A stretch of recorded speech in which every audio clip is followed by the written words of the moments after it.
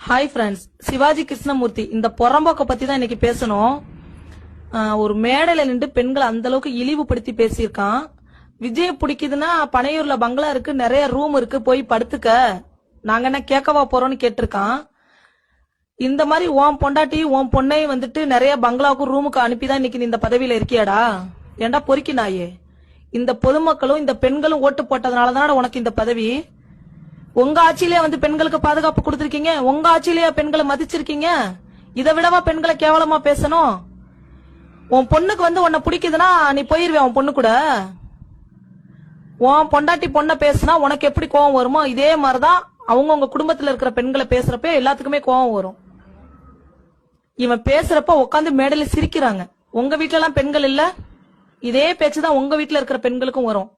அந்த மாதிரி அந்த இடத்துல பேசுறப்ப கரெக்டான ஒரு ஆட்சி நடக்குது அப்படின்னா அவனை செருப்ப கழட்டி அந்த இடத்துல அடிச்சிருப்பீங்க. எப்படி நீ பெண் இந்த மாதிரி பேசலான்ட்டு நீங்க தான் பேச விட்டே வேடிக்கை பாக்குறீங்க. நீங்க பேசுன்னு சொல்ல போய் தான் அவன் அந்த அளவுக்கு மேடையில வந்து பேசுறான். அந்த புறம்போக்கு நாயெல்லாம் இன்னைக்கு பேசுற அளவுக்கு பெண்களை வந்து இழிவுபடுத்துற அளவுக்கு ஆயிருச்சு.